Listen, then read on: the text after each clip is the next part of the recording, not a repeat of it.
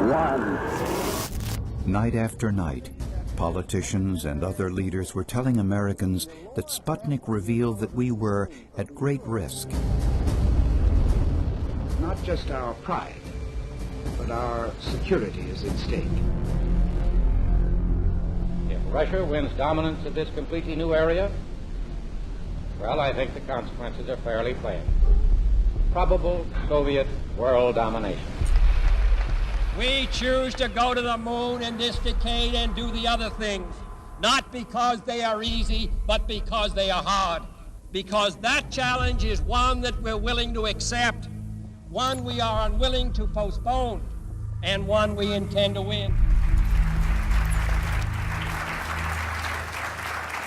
Welcome, everybody, to the White House. This is White House 5G Summit. My name is Justin Clark. I'm the Director of Public Liaison, and we are thrilled to have you here today. Really happy to be joined by a lot of leaders in industry, members of Congress and the Senate, White House leaders on this, and people from the FCC.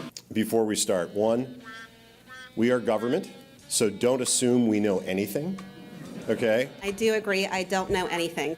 I have become accustomed to giving speeches in my new position on subjects about which I frankly know very little, and we need more cell towers and connections in Connecticut, my home state. It's ridiculous. The U.S. is in the lead thanks to our private sector as well as the work of the FCC and this administration overall. But China and South Korea and many other countries are eager to claim this mantle. We have every intention to deploy 5G first and reap the benefits of faster and more robust wireless. Yes, I hope we beat China, of course. And get to gigabit speeds and low latency, and the race has begun. Let there be no mistake. The race to 5G is a sprint. Winning the global race to 5G, it's a national priority. We must bear in mind the national security implications of winning the race on 5G. Today we're talking about the importance of being first in 5G, continued commitment to putting America first in the race to 5G. We're calling it America First, 5G First. Well, our strategy is called the 5G FAST Plan, a plan to facilitate America's superiority in 5G technology. Connected devices for health applications, which I love, has the capacity to make people healthier, as I understand it, a lot of medical applications. The industry is not asking the government for money to build 5G networks. They're asking us to cut the red tape that surrounds infrastructure deployment. We cannot let today's red tape strangle the 5G future. The red tape slows and sometimes stops the building of densified network facilities necessary for 5G. As we continue our efforts to keep government out of the way so that America can continue its leadership for America to win the race to 5G. One path is the government regulatory path.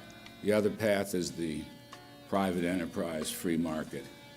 Gales of creative destruction, Schumpeter path. You ever heard that?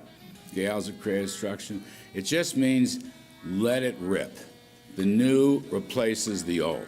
With 5G, we're on the cusp of another era of American innovation. It means an even more connected world for everyone around us, unlocking the potential of the Internet of Things to become safer, healthier, and more sustainable for our future. You know, sometimes, look, we all believe in the 10th Amendment, but sometimes you have to override it.